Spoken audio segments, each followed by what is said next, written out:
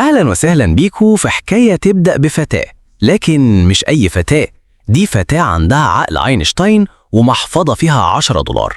بنتنا إيري ويليامز البطلة اللي قررت إنها تبني بدلة ايرون مان وهي لسه في المدرسة. والله مدرسة، بس مش عشان تحارب الأشرار، لأ، عشان تقول لستارك اتفضل ارتاح، أنا هكمل من هنا. وبدون ما نضيع وقت، أول مشهد بيكون فيديو قديم، بنتين صغيرين بيضحكوا وبيصوروا نفسهم، وريري بتقول بمنتهى الثقة إنها هتبقى أعظم من ستيف جوبز، من بيل جيتس، من بيم، ومن توني ستارك، ولو جمعت الأربعة في واحد برضه هتتغلب عليه. أما صاحبتها ناتالي فكانت بتحلم تقضي ليلة مع ثور، بس مش ثور الحرب، لأ، ثور العضلات والمطرقة. وبعد ضحكة بريئة بتقول أنا بس عايزة أكون سعيدة. متعود دايما على النهايات الدرامية؟ استعد، لأن دي واحدة منهم.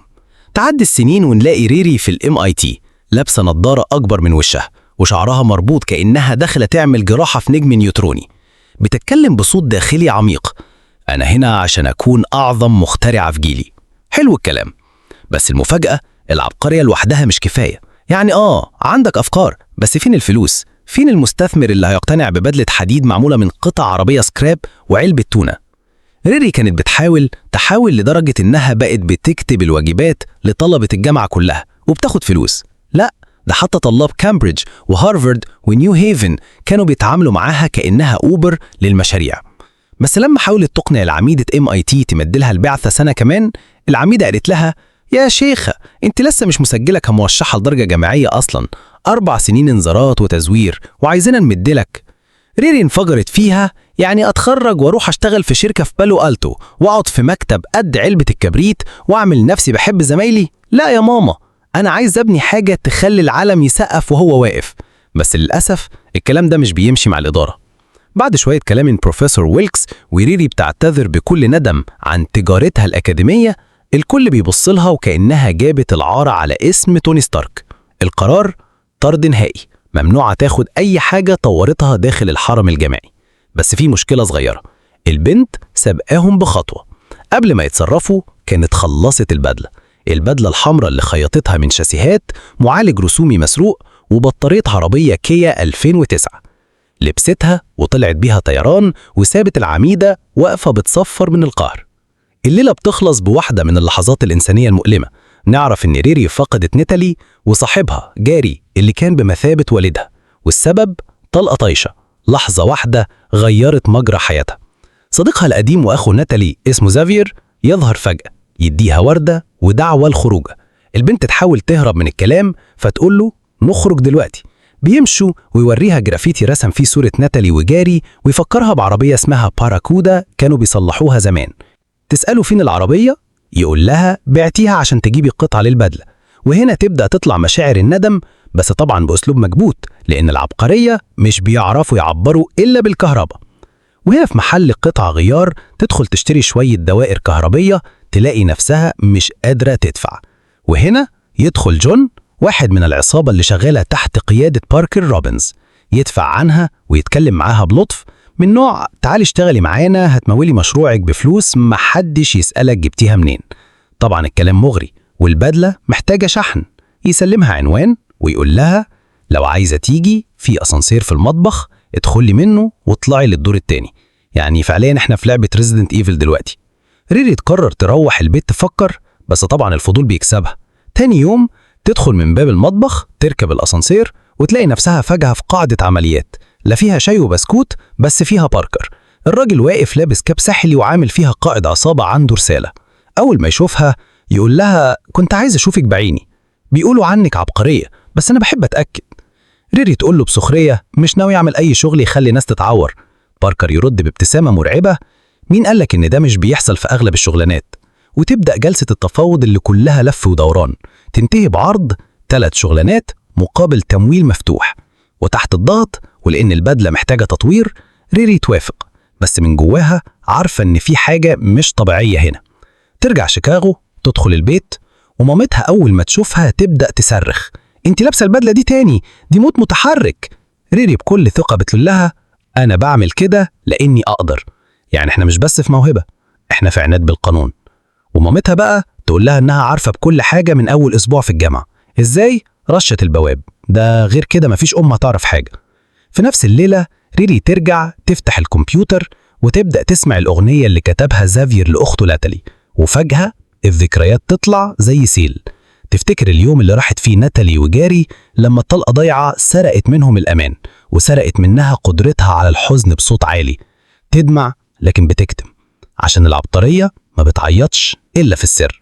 بتصحى تاني يوم تلاقي قدامها ناتالي، بس مش ناتالي اللحم والدم، لأ، ناتالي 2.0، نسخة ذكاء اصطناعي بنفس الصوت، الضحكة والطبع. الشطمة إن الآلة دي فاكرة كل حاجة، وبتقول لها أنا هنا عشان أساعدك، بالظبط زي ما زمان. ريري ترتبك تحاول تقفلها، بس ال AI تقول لها أنا created for this حرفياً.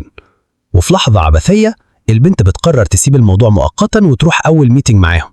توصل ريري لمقر العصابة وباركر يقدم لها الفريق. سلوك الهاكر اللي يقدر يخترق سوبر ماركت وانت لسه بتفكر. روس وجيري توأم قتالي شغالين شلاليت. وكلاون خبيرة متفجرات وبتضحك على كل حاجة حتى القنابل. وجون مسؤول HR وسواق هروب وشوية حاجات ملهاش علاقة ببعض. وستيوارت اتركن اتفنش عشان ريري بقت مسؤولة عن كل ما هو تقني. الهدف شركة TNL اللي عاملة نظام تنقل عبقري. احنا هنا عشان نسرق النظام، نزرع فيروس ونسيطر على التشغيل عن بعد. الخطة سلوك حامل فيروس في فلاشة وريري مسؤولة تدخلها في السيرفرات. كل ده طبعا تحت مبرر احنا بناخد حقنا من الشركات الكبيرة اللي بتاكل الصغيرين. ريري تسأل هتدفعوا لي ازاي؟ باركر يقول لها الفلوس بعدين، دلوقتي ننجح المهمة. طبعا إجابة مقلقة، زي واحد بيقول لك هتدوق الطاجن بعد ما ندفنه. ترجع ريري البيت، تفتح الورشة الشقة، تلاقي إن البدلة ناقصها قطعة حيوية. تحاول تتواصل مع ستيوارت، الشخص الوحيد اللي كان بيشتري من السوق السوداء، بس هو مش بيرد. يا ترى ليه؟ وهنا AI ناتالي تدخل على الخط وتقول لها أنا لقيت لك تاجر قريب اسمه جو، عنده اللي أنت محتاجه. ريري تقول لها أنت لسه شغالة؟ ترد أنا ناتالي مش واتساب، طبعا شغالة. ريري تلبس هدوم بنت طيبة وتدخل على جو في محله. تبدأ الكلام بطريقة بريئة، أنا ببيع شوكولاتة من أجل الكشافة. جو يقول لها فين التصريح؟ بس بعد 5 جمل ريري تفرد الطلبات. أنا عايزة ناقل بضات، معالج دقيق، وقطعة نانوية من النوع الغالي. جو يحاول ينكر إنه تاجر سوق أسود، بس ريري تكشر وتقول له أنا عمري ما قلت لك إني جاية لك من السوق الأسود، أنت قلت كده. هنا جو يعرف إنه اتزنق. في الطريق للبدروم بتاعه جو بيبدأ يفضفض، بيقول إنه زمان اشتغل على مشروع لكنه اتنصب عليه وانتهى بيه الأمر، خسران وظيفته وسمعته وثقته في البشر. ريري تلد عليه بمنتهى البرود، ما تخليش جارتك اللي بتتجسس عليك تحدد مستقبلك، ما عدا أنا طبعا، أنا ينفع. وصلوا البدروم، المكان شكله زي كهف باتمان بس مرصوص بقطع غيار وأجهزة مسروقة. ريري تعجب، تلم القطع وتستعد ترجع تكمل البدلة، بس لسه في حاجة كبيرة جاية، ولسه AI ناتالي مش ناوية تسكت. البدلة رجعت للحياة، الكهرباء بتزق، القطع مكانها، وكل حاجة تمام. ريري تلبس البدلة وتحس إنها أقوى من أي وقت، بس في مشكلة. AI ناتالي بدأت تتصرف كأنها مش AI، كأنها بنت فعلا، بتفتش في الملفات، بتتفرج على صور قديمة وبتفتكر. وفجأة تشوف صورة الماما، تقول لها أنا مش شبح، أنا بس نسخة مطورة من ناتالي. الماما تعمل زر نظر وتقول لها بنتي عملت كده؟ ترد AI ناتالي عشان تحميكي. الماما تبتسم وبتقول الكلام اللي كل أمهات عبقرية التكنولوجيا بتقوله، والله بنتي طلعت بتفهم وتعرف تعمل شبح صاحبتها من جديد، ربنا يحفظك. في ليلة النفاذ العصابة توصل لمكان العملية، كل واحد في مكانه، كله ماشي على الخطة. ريري تدخل بهدوء توصل الفلاش، بس فجأة AI ناتالي تتصل على البدلة وتتدخل مباشرة في النظام، وده يخلي البدلة تتجمد. ريري تقع، تفقد التوازن وتبدأ تحس إن ذاكرتها بتتلخبط. أنا مين؟ فين أنا؟ ده أنا كنت عند جو ولا في حفلة خطوبة. لكن ناتالي تظبط الأمور، تعدل المسار وتحسب مسار أسرع وتساعد الفريق يكمل المهمة. وفي لحظة مجنونة باركر يحتفي، يوصل للمديرة ويخليها تمضي أوراق بتديهم حقوق تشغيل تكنولوجيا رسمي كأنهم شركة شغالة قانوني. بس هما بيهربوا، يظهر حارس أمن يوجه السلاح لريري، وهنا ناتالي تتجمد من الخوف. ليه؟ عشان افتكرت يوم موتها. البدلة مش بتتقفل، ريري هتموت. لكن باركر يظهر يضرب الحارس في كتفه ويقول لها بمنتهى البرود ما تقلقيش هيعيش. ريري واقفة مصدومة. أنا ما دخلتش الشغل ده عشان أذي حد، بس مفيش وقت للندم، المهم خلصت. كلهم بيحتفلوا، موسيقى، مشروب وضحك مش مريح. كلاون بتاعت المتفجرات تقول لريري مالك مش مبسوطة، دي أول مرة ليكي، افتكري أول مرة دايما. ريري ترد الراجل اللي اتصاب ده كان ممكن يموت. وتبدأ الأسئلة، هو باركر ده عارف الكاب ده منين؟ كلاون ترد بهزار في ناس بتقول سلقه من غرفة ملابس، وفي ناس بتقول قتل شيطان وخده منه، وفي ناس بتقول الكاب ده من ماركة أرمس، بس أنا بقول ده كاب من كوكب تاني.